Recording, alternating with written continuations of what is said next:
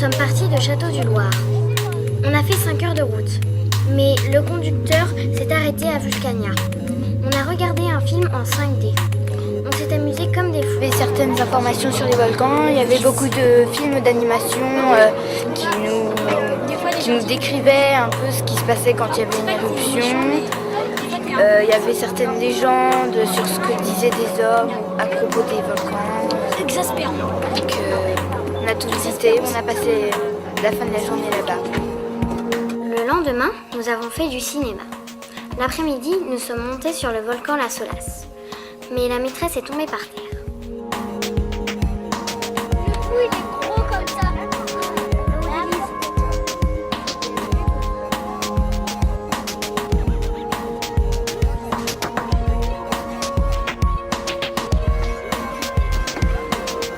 Ouais, t'as vu la poudre?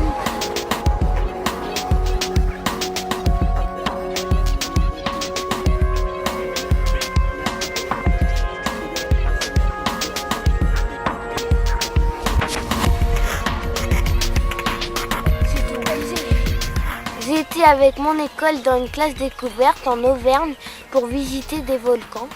Donc les volcans sont dangereux, oui et non. Ceux qui sont éteints ne sont pas dangereux, du moins pas maintenant. Et ceux qui sont encore en activité eh bien, sont dangereux. Après, il y a les volcans en veille où là, ils pourraient se rallumer et les volcans allumés qui pourraient cracher de la lave à n'importe quel moment. Est-ce que le puits de lavage, c'est loin de la crête du Coq? La vache est juste en face, monsieur, regardez. Il y a une pancarte. Merci, monsieur le journaliste. Mardi, nous avons grimpé sur le puits de la Solace avec un guide. C'était vraiment bien. Emmanuel, le caméraman, nous avait filmé. Ça se passe bien, mais en fait il faut faire attention de ne pas glisser en fait. Le plus dur était de redescendre. Presque tout le monde tombait.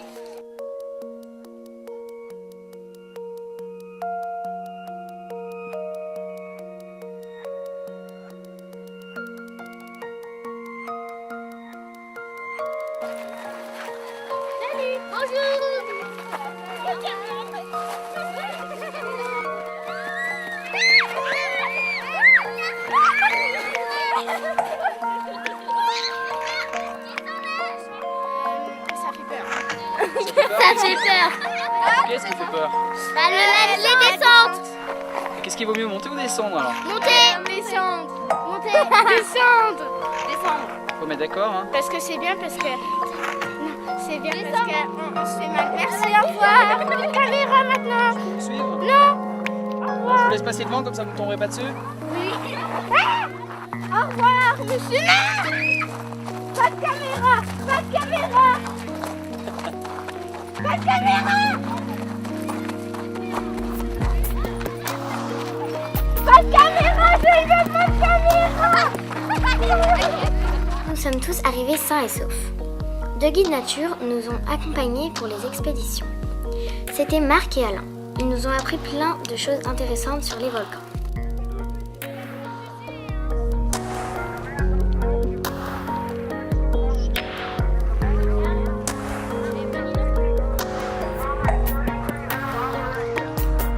Les roches volcaniques sont constituées de, comme toutes les roches d'ailleurs, très bien, de minéraux. Certains de ces minéraux sont des tout petits minéraux, qu'on appelle des microlithes. Ça forme une pâte, on ne les voit pas. Par contre, certaines roches, ce n'est pas le cas de toutes les roches, ont des minéraux visibles à l'œil nu. C'est ce qu'on appelle des phénocristaux. Phéno comme phénoménal, remarquable. Et si vous regardez là, par terre, vous pouvez trouver ces petits minéraux de pyroxène, le diamant des volcans d'Auvergne. Regardez, c'est brillant, ça a des faces régulières, comme si on les avait polis. Fais-moi pas sur les mains. Ah ouais. Marc nous a emmenés dans une carrière. Mais ce n'est plus une carrière aujourd'hui. Parce que pour protéger la réserve naturelle des volcans d'Auvergne, les hommes ont interdit de continuer de creuser. Et Marc nous a emmenés dans cet endroit pour nous en expliquer plus sur la formation des roches volcaniques. Lorsqu'elle a été expédiée en l'air, elle tournait sur elle-même et ça l'a fuselée.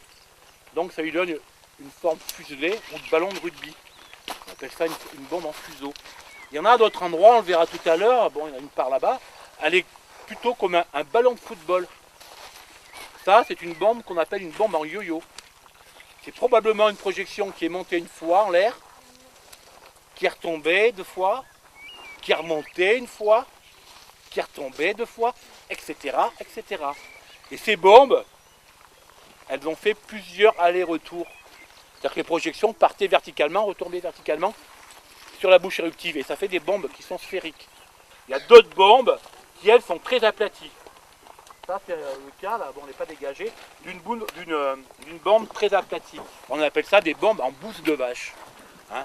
La projection, lorsqu'elle est retombée, était encore liquide et juste plaf, elle s'est complètement aplatie. Et là, c'est une vraie crêpe quasiment. Nous avons appris plein de choses sur les volcans ce jour-là.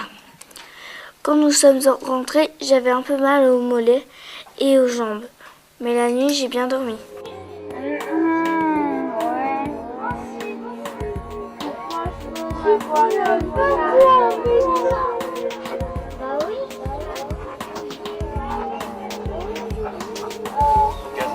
Pas de gaz.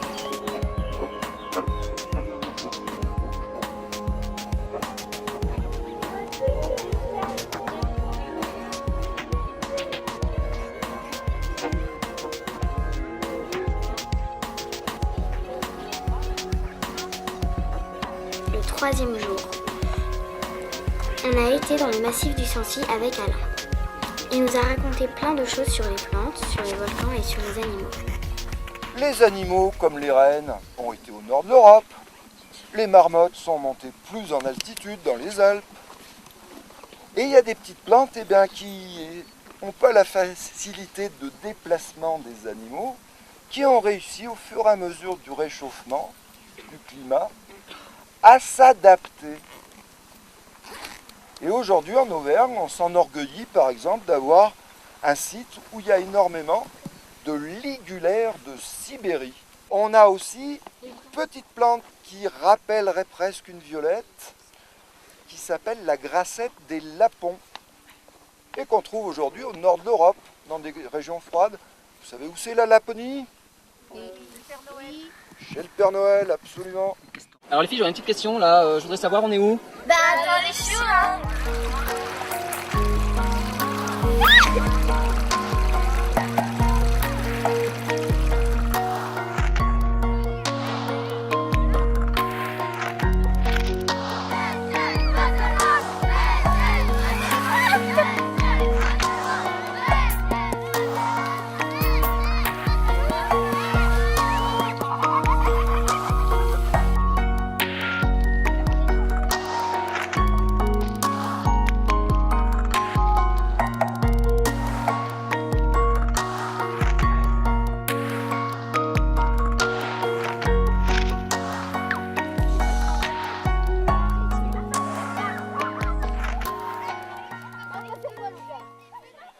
Jeudi 13 juin, on est allé au lac Pavin.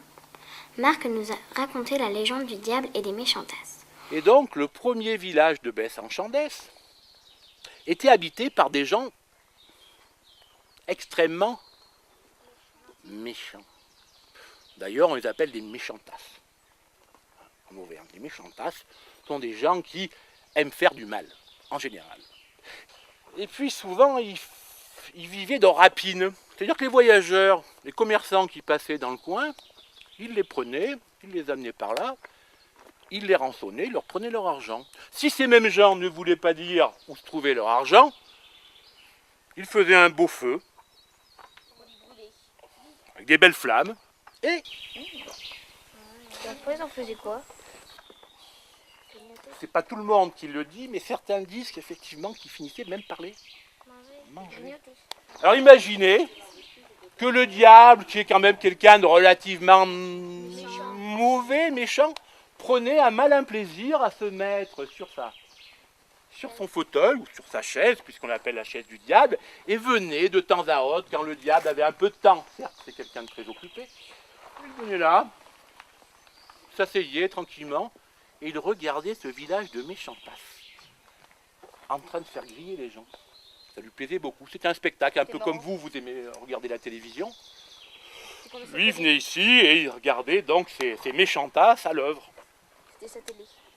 C'était un peu, on va dire, un spectacle, au moins un spectacle.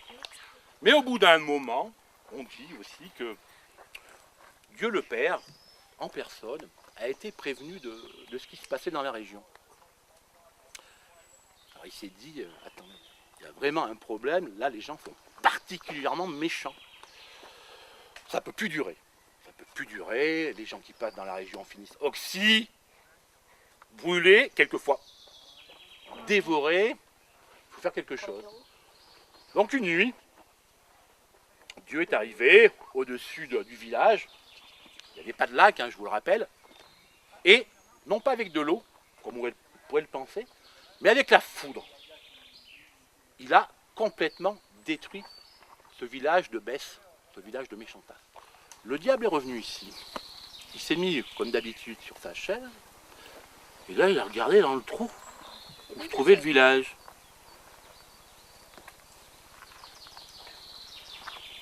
Frotter les yeux, il ne restait plus rien.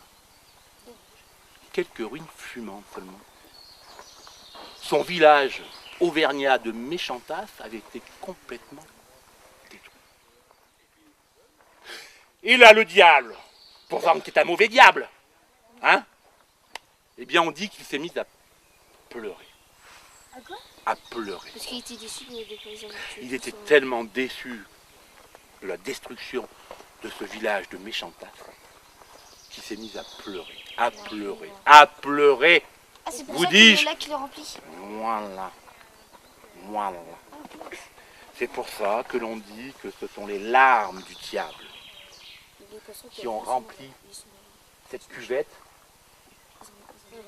d'un lac que l'on appelle maintenant le lac Pavin. Alors la légende voudrait que maintenant ce lac rempli des larmes du diable soit toujours un lac qui peut amener le malheur, une sorte de sortilège. Et l'on dit que si on jette un caillou dans l'eau de ce lac, dans la journée ou maximum un jour plus tard, il va pleuvoir. Alors vu que les garçons n'écoutent jamais, Jules a voulu faire le malin en jetant un caillou dans le lac. Et là, que vous le croyez ou non, je suis la seule survivante de cette expédition.